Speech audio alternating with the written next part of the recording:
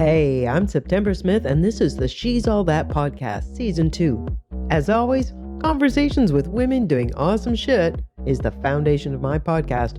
And in this transition season to a post-pandemic world, my guests are business owners combining their agile business jobs, their expertise, and their insight to offer their clients innovative solutions for the post-pandemic business reality. Each and every one brings a fresh edge to business that you'll want to hear about.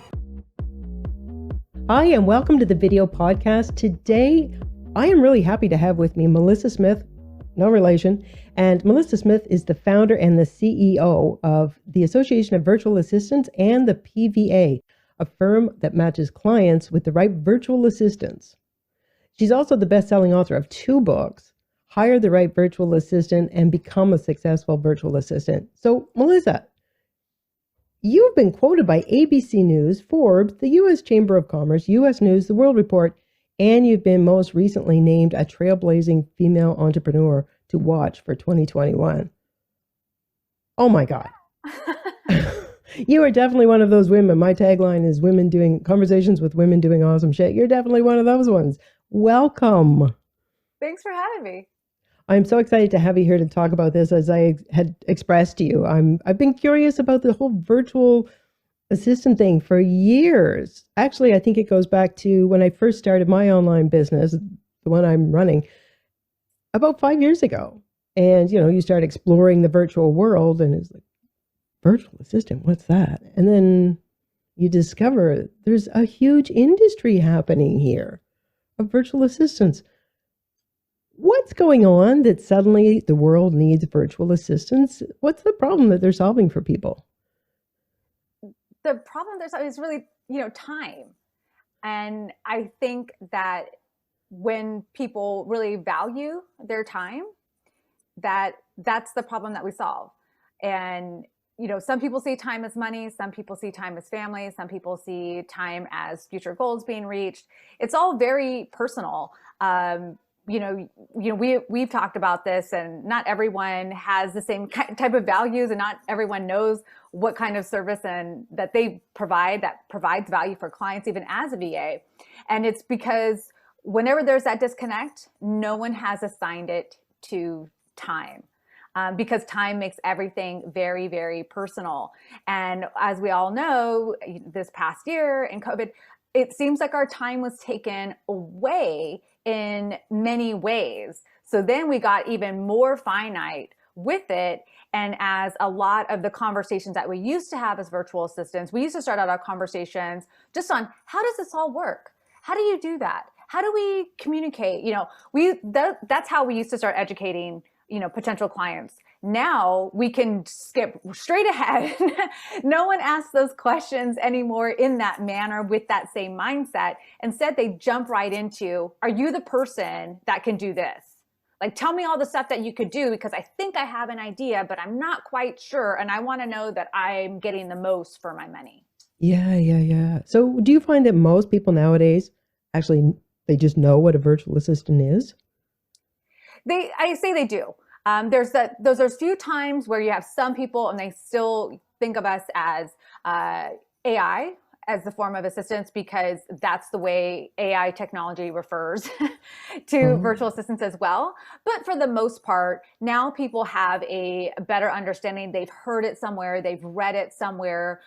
Virtual assistants as a whole and as an industry have been called like the genie in the bottle, the must-have expense, the best, service that you're not using. I mean, you name it. Every outlet has really been singing our praises in our industry now for a while, and especially during this last year. So I think most people have, the general understanding. They just don't know, like, how does this work? That's the piece that they're still missing. Oh my God, yes. I can't tell you myself, and I've had this conversation with countless other entrepreneurs. In my case, they all happen to be online entrepreneurs. It's like, I think I really want a VA. I'd really love a VA. I'd love somebody to do this and this and this and this, but I don't even know where to get started. Well, I heard you could do this. Well, I heard you, forget it.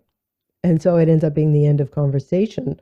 So if you're at the point where you are starting to think, I wish I had a VA, or I wonder what a VA could do with me, what in your situation, what do you usually see going on in a business? What's happening when it's like, yeah, it's time? You know, I see the online entrepreneurs asking the wrong question, right? You have people who are saying, oh, my business is super personal.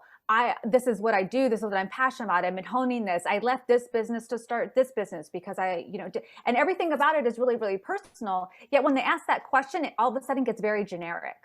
What can a VA do? What can a VA do for me? Instead of flipping that question around saying, gosh, if only I could find someone to do X. If I could just not touch my email anymore, I would be so happy. If I had someone who could update the links on my website, if I had someone who could come in and run this Zoom meeting for an hour and then do all the follow-up afterwards, if I had someone who could put all my content on my online courses so that I wasn't spending my free time, searching YouTube videos on, and how-to videos on this. There's so many different things that a VA can do that you will overwhelm yourself trying to educate yourself on what a VA can do for you. But the second that you make it personal and actually say, what do I want to offload? What is this thing that I do not like doing? What do I don't know how to do? What would I do with this time instead? And now you have a much better question because, fortunately, I'm not a tech savvy person. So it's really easy for me to, start hiring people because not only am I not tech savvy, I have no interest in learning. I do not want to do that. But there's some people, and they're real DIYers, right? They actually love learning these new things, but then they just send themselves down, rabbit holes. You're not doing your business when you're doing that. Yeah. What would you be doing? What would you be doing? And if the most productive people see their time in hours, not days, weeks, or months, then that's where you start. If you had an hour more in your day, what would you be doing with it? And then what would you assign to a VA? Just an hour. And when you start looking at your time like that and your duties like that, all of a sudden it makes it so much easier to say, oh, well, then I need a VA who does this because that takes me about an hour. Maybe it takes you an hour all week long. Maybe it takes you an hour a day, hour in a month. It doesn't matter, but just start with that hour. And now you know what you're looking for a VA to do instead of oh, I just wonder, right? No one says, hey, I'm hungry. What should I eat? Tell me what should I eat, right? You're like, well, what do you feel like? What are you allergic to? What are your preferences? Do you have a special diet? I mean, that is as generic as question as, hey, what do you want for dinner? As a potential client, the feedback I would give is if you don't know what you don't know, and you don't know that, can somebody actually come in and replace this process that I do? How much would I have to be involved? It makes it really hard to just say, I want this, this, and this taken care of. Mm-hmm. Having somebody like you, is that something that you do with people? Kind of getting ahead of myself, but I'm curious, do you because I thought if there was somebody out there that could walk a person like myself or, any other entrepreneur just through a process that was answer these questions. Okay, here's what I see. You could have someone do this, this, and this. That's exactly what I do. So in my workbook, I lay it out for people to do on their own. But again, you're super busy, you're overwhelmed, you're clouded with 1,000 thoughts. I draw that out in my consultation process. So whether someone comes to me and they're like, oh, I wrote out this job description, I read your book, I got so excited, I've done all the things. Whether they come to me like that, they're like, I have no idea where to start. I don't know if you can help me yet. No matter where people come to me in that situation, it all starts with a consultation, and I'm able to pull all those things out. And not only am I able to pull those things out, but then we don't start it just okay, what you need now. Then we go on to say, and how is this person going to grow with you in the future? How is that going to work with you now? We want someone who's going to have that immediate impact now, but then as your business grows, how is this person going to grow with you? As you want this person to take on more, how is this person going to take on more with you? And then of course, we put a spin on it, because everyone has their own unique spin to their business, how they like to communicate, how they like their clients to feel, how they want to interact. And so then from there, maybe we'll do something with, people who love to herd cats, like an eagle eye VA, someone who's super tech savvy, highly efficient. there's all types of spins that we then put on that type of assignment in order to attract the right person. Gotcha. Yeah. So, I mean, even just the scope of the questions that you'd be laying on the table when your consultation with people is going to take them beyond where they, as kind of beginners, are in their whole process of how I'm going to hire this person. You're going like months and years out, which is probably not what they're doing. Yeah. I've had people tell me that my consultations can be like therapy sessions. And they're like, hey, can I get the answers to this? I'm seeing some really good stuff right now. Wow. Like, sure. But it's, because of the way that they're formulated, and it's all in my workbook. It's a free workbook, anyone have it. And if you start, where you are, start with the basics, ask some questions, and then how you formulate it, much like, any other consultant does, there has to be a formula for how you're asking questions. You take people here to take them there, to bring them over here, to help them see over here. Because if you do it too linear of a process, then they're not giving you what they really want. They start not, asking for what they want. They only think they're asking for what they need. They start not really opening up. So the consultation questions, if you answer them honestly, they really do bring out what you want, what you're looking for, what's going to fill your needs now, what's going to fill your needs in the future. The only difference is that when I do it, they're carving out that time and I'm giving them the space. Yeah. I would think that it would really flesh it out, having that on top of the workbook, then talk to you. So can we drop a link to this in the workbook? Yes. At the bottom of this, in the notes and in the YouTube video. Absolutely. Good. So if somebody is looking at hiring a VA and they identify through going through your workbook that, oh, I could have somebody do this because this represents 10 hours out of my week. Does that 10 hours tend to take the same amount of time once we hire a VA, or does it take longer, or can they actually do it faster? What do you find it tends to be? I find in a lot of cases the VA does it faster because there's not the procrastination. There's not the like, oh, I have like 10 other things to do on my plate that are more fun, that I enjoy more. A lot of it, of course, if you don't know how to do something and someone comes in, like, I'll use myself as an example, like setting up funnels and tags and email sequences. Like no one wants me doing that stuff. And when I can think about the amount of time I would waste on it, there's not a chance I'm doing it, but I'll hire someone and they'll get it done in no time at all. Now there is the, learning time. So if you're saying, well, it only takes me, let's say, a couple minutes to answer all these emails and it's taking the VA a little bit longer. In the beginning, it will, because they're trying to learn your voice. They're setting things up for draft for you. They're looking at, they don't know who this person is yet. What priority do they have? But that's going to be anyone doing work for you. That's onboarding. So start now and, get that down, and then that goes away. So there's always that learning curve. I don't care how great the VA is, because even if I have someone to do my email sequences, we still have to stop. And she has to slow me down and say, okay, well, here's what you have. Is that what you still want? Here's what you said you wanted then. Do you still want that now? Because now you also have new options, and we could also do this if you wanted. And, there's a lot of different things. And then we go over expectations. What's the expectation? At what point is the goal of the person to be buying? And so there's still that time where I have to slow down. But then once we do and we get it, then we're off to the races. Wow. So your VA could not just be somebody that you're having to like mete out chores to. They're actually giving you intelligent, rational, analytical options and feedback to help you tweak your process or your thought process.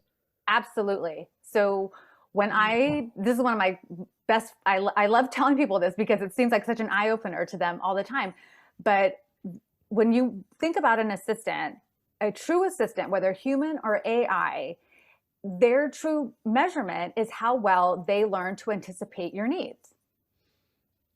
And that's really where you get that benefit of working with an assistant, someone who's like got your back, but also is trying to stay 2 or 3 steps ahead of you. Hey, we need to get on this. Hey, I drafted this up because you used it last time. Hey, this agenda, it's kind of coming up. I didn't see you put it on there, so I'm throwing this in front of you to make sure you got eyes on it before that meeting, all those different things.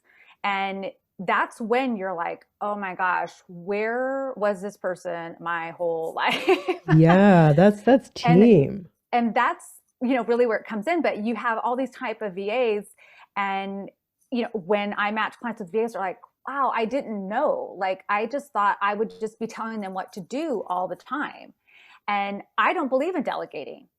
Like, yes, I believe in leadership. We're going to be on a team. I'm going to tell you, like, this is what I want, but I'm not necessarily delegating how to do it. I'm not teaching you how to do it. I'm leading you through the process of what good looks like on my team. But that VA is actually going to tell me what's going on, and they're going to anticipate my needs based on my expectations. And they've come back to me plenty of times and said, well, based on what you said you want, that's not going to meet it. They're like, things have changed, like that doesn't work anymore. Or have you noticed this? Like, this is like the new thing you should be doing. And, this has a better open rate when you do this, or, they're doing all these things for you, but they're not sitting, waiting around for you to start, barking out orders or delegating, because delegating is actually work. Yeah. And yeah. That's the part where people are like, well, I don't know what I would delegate. I don't know what I would delegate.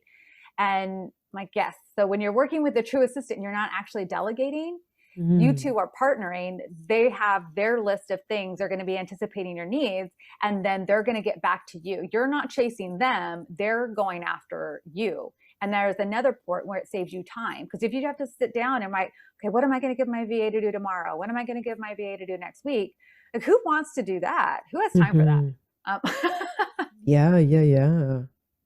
So, oh my God, yeah. So one of the questions that I often have, because I've talked with a number of different entrepreneurs about VAs, and I've had some people say, just get somebody off Fiverr. And I mean, that's like kind of a hit and run contractor to do something. What you're talking about is somebody that's integrated with your business and your team. They're thinking through the strategy and the process of your business. Quite unlike I'll just edit this video or make a logo for you. So yeah, there's all different kinds of levels. And I've had plenty of clients say, I'm ready to have a real assistant now. I'm ready to have a client-facing assistant now. I've graduated from Upwork or Fiverr or, wherever, they came to me from. Yeah. And they're like, there was a time and place for that, but it no longer serves me. It takes more time than it saves me money or gives me, time back in my day. So generally speaking, when you, from your history of doing this, what is the ramp up time? Once you've matched somebody and they're working together, is it the first couple of weeks, or is it a month or a few months? Like what should people reasonably expect from that whole startup period? So reasonable expectations based on the workload. It will vary based on what type of, how much work you're giving, the uniqueness of your systems and all that. So anywhere from a week to 2 weeks for complete and total onboarding. And what that means is we know where everything's at. We know where to get things. We know how to log into systems. We have a working rhythm down. We're able to start really doing things. And for some people, they're like 2 weeks, like, gosh, that sounds like a really long time. But you're thinking 2 weeks over, maybe you're working together like an hour a day, 2 hours a day, right? If you look at offices and onboarding, they have onboarding processes that are 30, 60, and 90 days. And that's 9 to 5 every day. So 2 weeks, and that's for a larger size client. They have lots of things going on. They may already have a team already. They have lots of processes, systems. They have, CRMs, project management tools, funnels, tons of lead magnets. I mean, they have a lot. But, that could easily be scaled down to 1 week or 2 weeks, but that's complete onboarding. And then after that, once the VA and you are fully onboarded together, now it's about, let's get that working rhythm down. Let's know what good looks like. And so the mistake that people often make is they're like, oh, great, I'm going to hire a VA at 20 hours a week. And I'm like, no. You're never going to get 20 hours a week back in the first month. You absolutely want to wait on that. You need to build a solid foundation. You want to build a good working rhythm. And even for my clients who are like, but I really need someone for 20 hours a week. I should have hired this person, a year ago, whatever that looks like. I always say still start out with 5 to 10 hours a week, because that's as much time as you're going to be able to give to them as well, to know what good looks like, get that working rhythm down, accomplish those things, and then start building on from there. And so when you do that way, all of a sudden it seems like, wow, this person's always already doing all this great stuff. And we've been working together for, 2-3 weeks. By the time a month rolls around, it'll feel like you've been working together, for 6 months. And then after that, you start, ramping up. And here's where the beauty comes in, because now they really get it and they really know what things look like. They know your expectations. They know what good looks like. When you add more to their plate, the hours don't necessarily go up, because they're not onboarding anymore.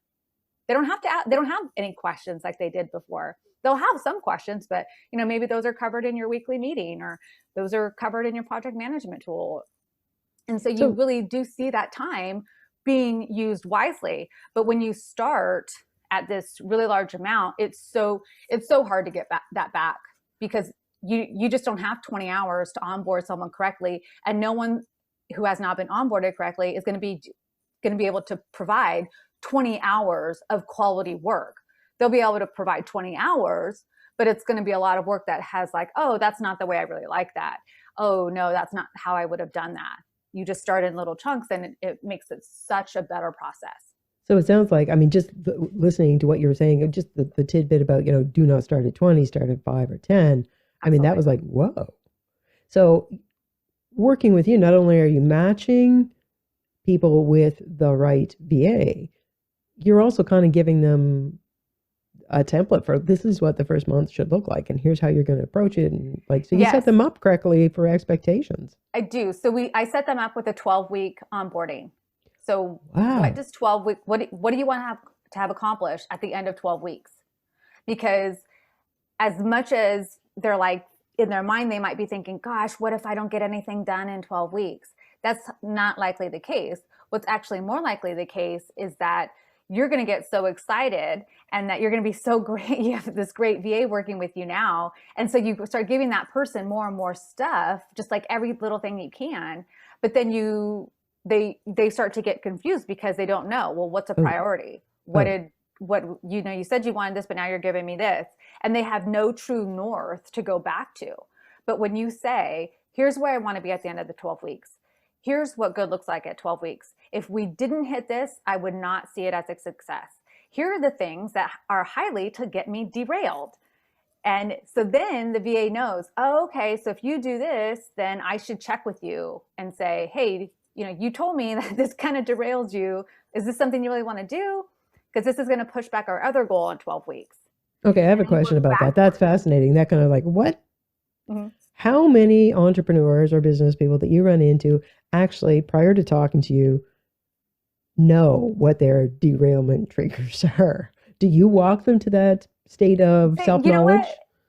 I actually don't. So most of the clients don't use my own onboarding. They use the VAs, because I work with really good VAs in my network. So the VAs are really great at onboarding their own. So most of my clients don't even use that from me. They love that I have it. We talk about it. They rarely use it. But when I do ask them, they all laugh, because they're like, oh, I know exactly what gets me. They're like, I know what my shiny object syndrome is. I know, that thing. I'm going to see this thing that I'm going to write over here, and I'm going to start over here, and I'm going to, get really obsessed with this new CRM thing over here, and I'm going to, go down that rabbit hole.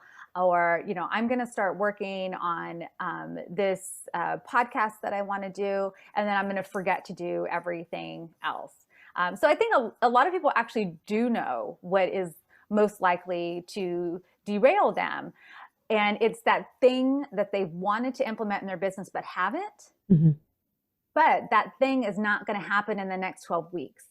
That's your 6 months out. That's not your 12 weeks out. So once you hire your VA and you do your 12 weeks onboarding and you're getting up to speed, I would imagine people, as you said, would be pretty excited, like, oh my God, all this stuff is happening and I'm not having to do it. Do they have to kind of put the brakes on? It's like, yeah, don't start adding more stuff on here. Let's just make this work really well. Or can they actually start expanding? The VAs are pretty good about that. And I think at this point, I've been doing it for so long and, on so many podcasts and, on so many interviews that people are actually taking my advice. So I think that they are hiring at a time when is really conducive to them, their business goals, and setting themselves up for success versus working backwards to try to, get out of their time debt, essentially. So when you do it that way, it does make it very easy. When you don't, then it becomes much harder a process, because we talk about our goals, we talk about our business, but the thing that people forget to talk about, because it's just, well, duh, is the actual client work. Right. We forget about that. Like, you want to write this book, you want to have this book launch, you want to write this online course. That's all good and fine. But don't forget, we're doing all that work in the midst of your current client work at the same time. And for some reason, that always throws people off. Ah, interesting. So it's a mistake. Speaking of mistakes, what are some of the top mistakes you see people making when they're hiring a VA? So the top mistake really boils down to not doing your due diligence. So that means not interviewing more than one VA, not checking references, and not conducting a background check. Those are the top mistakes, and you would never do that in, a regular business, right? You wouldn't do that, but yet people do it all the time. They're like, well, this was my friend's VA. This, she was my VA when I was in the office, or, I've known this person, she came highly recommended, but that was the only person they interviewed. And then there was no reference, no background check.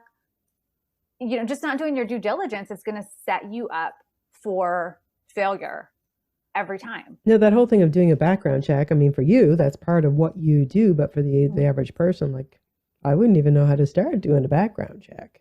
So I'd actually have to, once I was twigged to the idea by you, I would then have to go and like, how does one do a background check? So that's something you take care of. That's interesting that I can see that people would sometimes go with the first person thing. Is like, she seems great. I'll go with her just because this is a daunting process. So I want to do that. So one of the things that you talk about again and again, I've seen it in your social media and on your website, is the right VA. And you also say what good looks like. So to you, what is the right VA? So the right VA is based on communication strategy and ideal client fit. So the communication strategy is for you, the client. It's in your manner, your medium, your tone, your verbiage. It has to be super simple for you to communicate with your VA, or it doesn't feel like working with a virtual assistant works. And when I first started in the VA industry, I was shocked at the number of people who told me, oh, I have a VA, but I have to log into this system in order to talk to her, or I have to do this, or she likes this, but I don't like that at all. And I would say, really, like, how's that working out for you? Like, I got like Dr. Phil on them. And they were like, oh, I can't stand it. I can't stand it. And I said, yeah, that doesn't work, does it? I'm like, no. But it also leads to other issues when you don't have it like that. Because just like in any type of relationship you have two people, and if they don't have the same type of communication strategy, they could be agreeing and still arguing. Like for me, I am, super email heavy. And then when I'm not, I just want to be able to pick up the phone. Okay. Like, let's just pick up the phone. I consider myself really clear in the written word, but if you're not getting it that way, I don't stand a chance unless we can just pick up the phone. And for some people, they're texters. Some people, have their own systems that they like. But it should be like, if I'm walking through the grocery store and I thought, oh gosh, I wish I would have told my VA that. How would you do that? Would you call? Would you text? Would you Slack? Would you email? Would you send a Voxer? What does that look like? And that's how you know what that really looks like. Because if you don't, and you're like, oh, I don't remember my password. Oh, I got to log into the system. Like, I'll just do it myself. I can tell you right now, that's never going to work. Mm-hmm. So you're shopping for your VA, and it's not only do they have the skill set that I need, do they have a temperament or, I don't know, flow that kind of jives with me, but also, are they amenable to the tools that I want to use for this. Absolutely. So does that mean that most VAs have to be very flexible in that, like, with this client I use these tools, with this client I use these tools? Some are. Some don't have a preference, but some absolutely do. Some absolutely do. And so it does make a difference. So if I have a client and they like to pick up the phone, not all VAs like clients who just pick up the phone. Not all VAs like Slack, not all VAs like Teams. Everyone has their preference. And if they're already living in one place and they have their clients all set up for it, then it does make it more of a better relationship moving forward. And then the other side of that is the ideal client fit. So the number of clients who were working with VAs, and that VA was clearly not someone who wanted to work with someone like them. I thought, well, how does that happen? Going to go wrong, right? Like if you're an attorney and you have someone who believes like attorneys are all, shysters and snakes and, whatever else, why would you hire that person? Why would you pay that person? But, because most people don't have those clear-cut things on their website or social media profiles. But if someone has on their website or their social media profile real open things about them and what they like to do, they love being on Facebook, and you want someone who is going to, answer your email, that's not the same. You're a podcaster, and this person is like, oh, I'm diehard, into books, and I don't listen to podcasts. All these little things that they're saying really come through. And in the same manner, when I have a client and, one of our things is, okay, we need someone who has the ability to herd cats, which is basically like they really know how to work with creatives. It is amazing how many times I can find someone and they really will have on their website or on their profiles, professional cat herder, because they understand, they're speaking that same language. And when you have someone who's like, I like to work with A-type personalities, or I like to work with people in this industry, I like to do these things, and you match up and you're just like, wow, like this is so great. That's the way it's supposed to work. And that's how I made my start as a matchmaker, because I would be networking and meeting all these people and educate them on virtual assistants and what we do and how we could help them. And they always say, can I hire you? And I would say no. Interesting. And they would look at me like I was crazy. And I said, I'm not that type of VA. They're like, type? Like, yeah, there's all different types. There's all different types of VAs and they all like to do different things. So you can have an executive VA that ranges from executive VA for startups, for solopreneurs, for brick and mortar, or for C-suite, just to name a few. They're not all interchangeable all the time. And one VA could get really bored with another type of client, or worse, they could not be able to perform the type of work that the client wants them to do. Ooh. Like if I'm a C-suite EVA, I better know how to make board presentations. I better know how to work in teams. I better know how to do PowerPoint presentations that I can send, pull reports.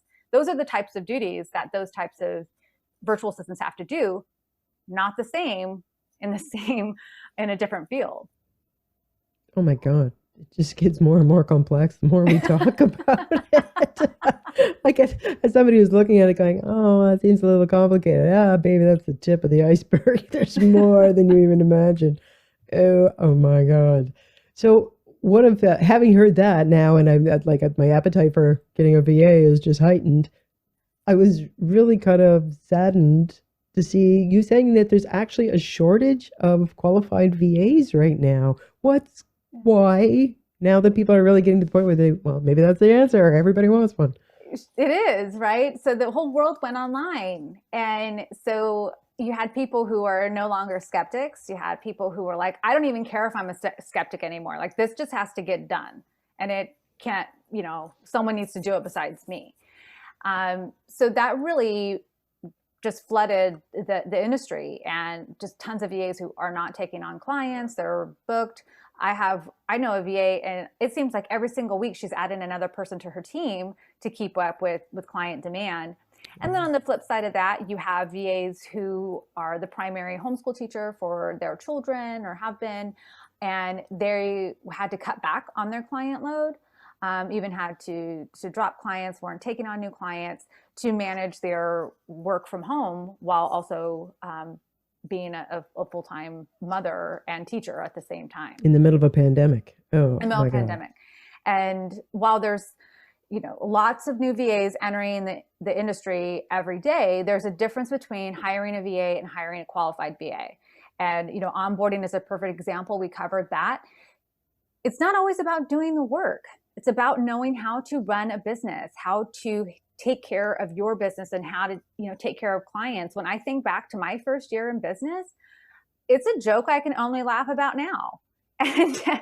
And I was very, fortunately, it was the one thing I did that was right, is I only took on short-term clients. So they weren't looking at me as this long-term solution.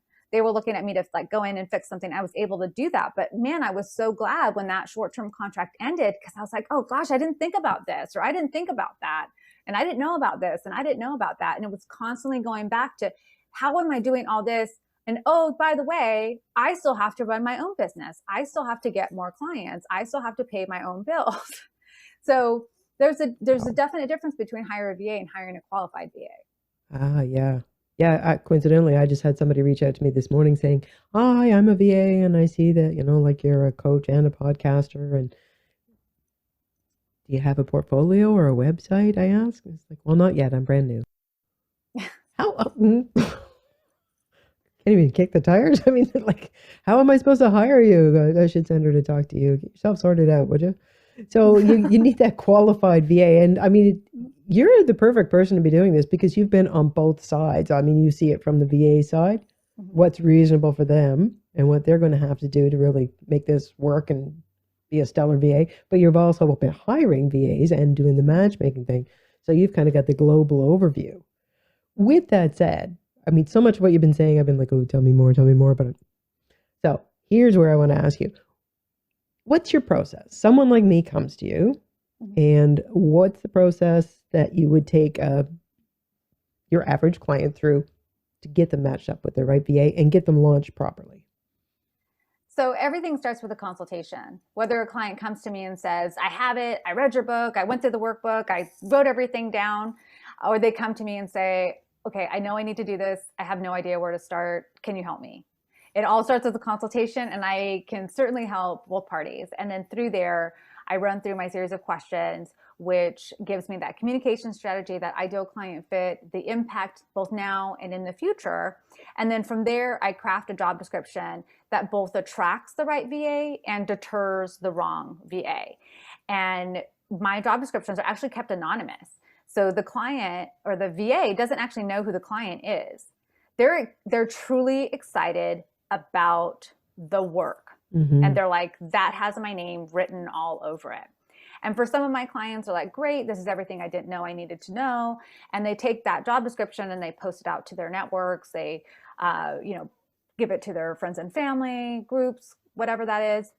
But then for the majority of my clients, they would say, okay, great. I still don't want to do this. I don't have the time to get it right. I can't. That was my response. It was like, no, don't leave me now. Yeah. And so for them, I'll go through the complete process. I'll conduct all the first round interviews. I'll narrow down the candidates. I'll give you the candidates to review. I'll set up the interviews on your behalf. I give you the questions to ask. I do the reference checks. I'll conduct the background check. I'll review contracts and proposals. I'll do any negotiations if necessary. I provide a 3-month guarantee. If it doesn't work out within the first 3 months, then I'll match you again at no charge.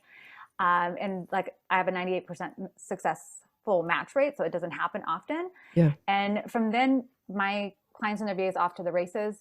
Most of my clients are looking for those long-term matches. So I have clients working with their VAs, 5+ years now, and their VAs have really grown with them. Some have added on to their teams. I've had been in business now long enough to clients are like, okay, I'm back for 2 more. I need 2 more VAs. So it's been really great to see and go through the process.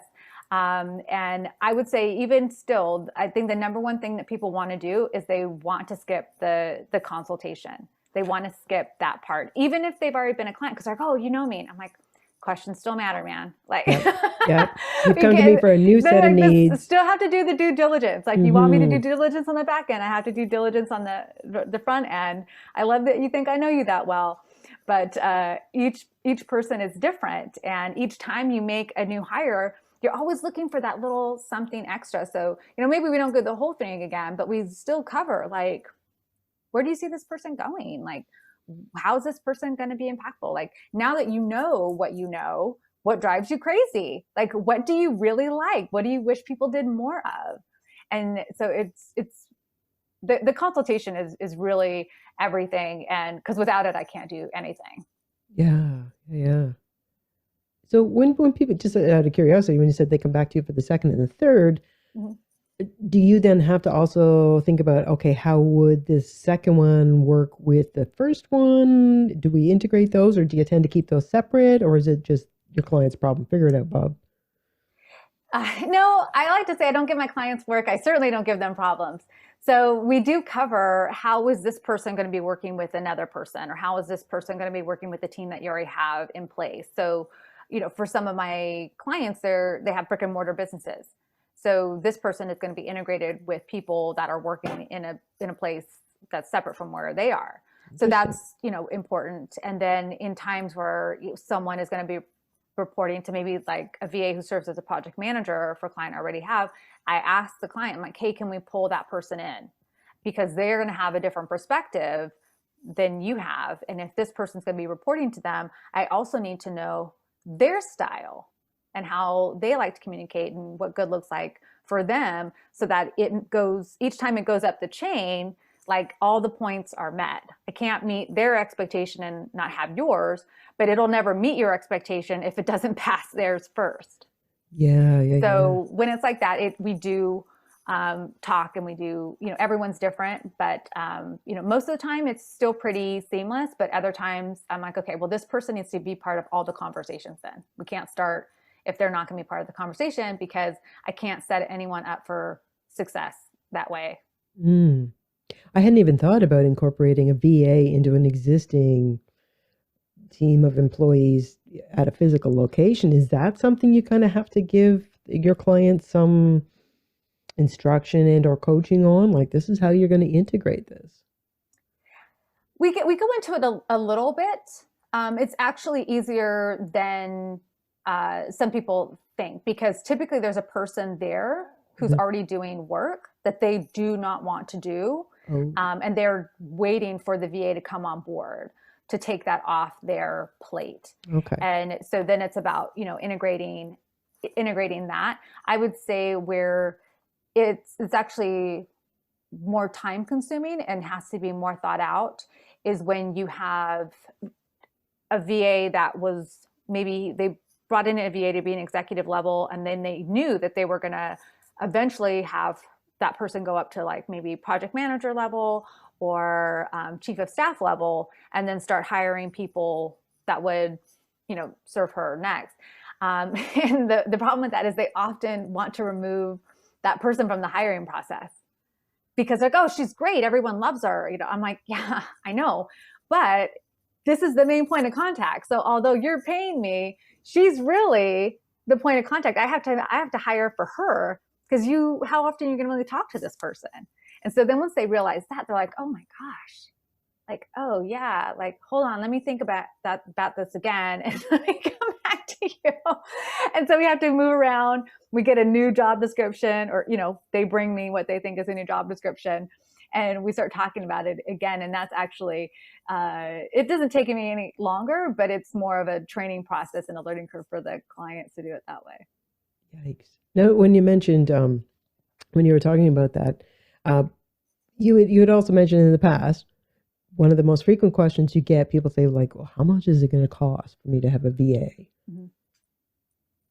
Ballpark, when people do ask you that question, I mean, I'm sure you could say it's as long as a piece of string, but like, what do you tell them when they ask you that? Well, I always tell them this in two parts, because again, there's always a better question that clients, should be asking. And I don't fault them for not asking, but it's my job to let them know and educate them. So without knowing, I would say the two most common types of VAs that people hire are going to be a general VA or an executive VA. The only difference, not the only difference, but the key identifier to make those separate is an executive VA is going to be client facing. A general VA is not going to be client facing. General VAs run $25 to $35 an hour. Executive VAs run $35 to $55 an hour. Now, what's the part that people don't know to ask? And that is, how many hours does one work with a VA, right? Because people think in terms of 20 or 40, and they're like, I can't afford that.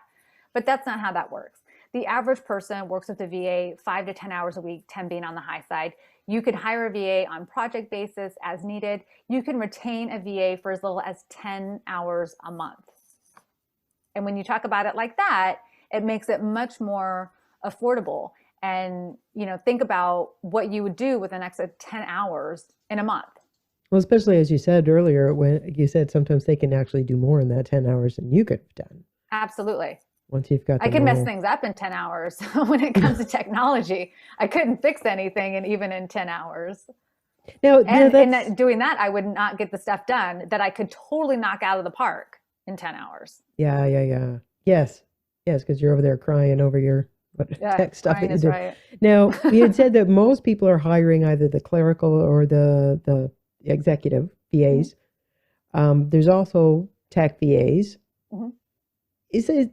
I mean, my first impulse would be, oh, I'd love to have a tech VA just to get, like some of the tech stuff. As much as I love doing it, that's not where my zone of genius is, nor is it where the money is. Mm-hmm. So what would you tell somebody if they came to you and they said, I just want to hire a tech VA? Would you kind of back them up a little bit? Oh, yeah, absolutely. So the Association of Virtual Assistants has a pricing guide, an industry standard pricing guide, and it covers the most common types of VAs that people hire. And so that's general, executive, tech, social media, and launch. And so in there, it covers the prices, and it's well worth it. Well worth it. I don't have a tech VA for like my everyday stuff, but I have one that she's basically as needed. And so it was a real life example. My site crashed last month and it was awful. And she was on vacation. And but I thought, okay. And it actually didn't crash. I wish it would have crashed because it was just ugly enough that it looked like I did that on purpose to my site. Oh. And she got back on and she was like, okay. And she looked at it and she's like, gosh, this is a mess back here. I'm like, I know. And because she didn't do it. That was not her work. Yeah. And so she's like, and you're like, okay, how'd that happen? And then I was like ready for it, for her to say, yeah, okay, I'm going to say like 20 and 25 hours. I was totally prepared for that because for her to fix it, she wasn't just getting it back up. We're going to go in and now make it all right. And she's like, I don't know, maybe, 5-7 hours. And I was like, oh my gosh, please just, yes. But within maybe 25 minutes, she had it back up and like everything, it looked right. Now it wasn't right on the back end, but it looked right on the front end. Yeah. And it is so priceless to have someone who can be able to do that for you. The only reason I hadn't freaked out is because one, I freaked out way too many times in my life and it didn't make anything better. But two is that I knew that when she got back, I had someone to call and I had someone who I trusted and I had someone who I knew would be able to solve it versus like, oh my gosh, what am I going to do? What is this going to cost me? Like, how long is this going to take? None of those things. I had a trusted person that I could, contact. And then of course, now she's like, okay, do you want me to add you to my, her monthly maintenance list or her quarterly maintenance list? And I was like, yes, do that. So now she'll go in and she'll automatically make sure that, all the plugins and all the little things that I don't know about, don't care about, but are essential for my website to be up and running, to be happening.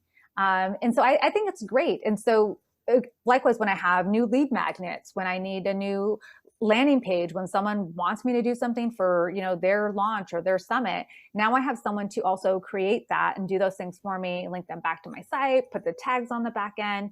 I don't need that every day, but when I do need it, I can say, hey, can I get on your list? Can you get this done for me by such and such a date? And she's like, yeah, I got it. No problem. Wow. That sounds like a dream. So I'm curious, how many VAs do you have either working with you consistently or on retainer? I have 5. I have one that works with me on a daily basis. Mm-hmm. I have a tech VA. I have an editor VA, and then I use other ones more for launches Mm-hmm. and product stuff. So those are, maybe like once a year, something. Wow. Like I said, it sounds like a dream. So now if anybody has been listening to this and like me are just like salivating at the very thought of getting a VA, can people just have a conversation with you to find out if this is the right solution with them, or should they read your book first? Links will be down below in the notes. Like, what's the best way for people to go forward with this? I'm always open to having a chat, because I know there's that one, question that's very specific to people, and I want to honor that. So I'm always happy to have a chat, and I can honestly say, if we're not the right fit, I will tell you where a good fit for you is. But if we are the right fit, then, great. I can usually answer any question, and tease it all out. We can, get rolling with, just a quick 5 to 10 minute conversation, because I don't have to know everything. I just need to know what you're concerned about and what your expectations are. And based on those things, I'll be able to know right away if I can meet your expectations, if I can, calm your fears. And if I can't, then this is my industry. Like, I know where to point you in the right direction. Yeah. And I mean, having that association of virtual assistants at your fingertips, and all the years of experience and knowing both sides of the equation, I can't imagine that it wouldn't be a good fit. But anyways, I'm sure that happens. So we'll definitely put a link. You have a scheduling link for if somebody wants to have a conversation? Yes. And it'll be on your website, I'm sure. So we'll put those in the notes. So for somebody who's been listening to this and they're thinking like, any last words? What would you want to leave people with? Yes. Always hire a VA before you need one. Because by the time you need one, you have already lost time, you've already lost money, you've already lost sleep. You're less likely to do your due diligence or feel like you have time to do that, and are more likely to be susceptible to making the wrong hire. If you hire before you need one, it makes your life so much easier. You're happy to do the onboarding process. You don't see it as something that's holding you back. It just creates that insurance that that things are being taken care of and things are being done. And it makes your life so much easier on so many levels. And remember, you can hire as needed. And, you can reach out to people and say, hey, I just need this done right now, but maybe we could do this. And then, maybe we could do this other thing later. And then maybe it'll turn into, more steady work. There are tons of VAs out there who would be willing and open to doing that, because you can always make more money. You can never get back your time. Time debt. Yeah, that's an important concept.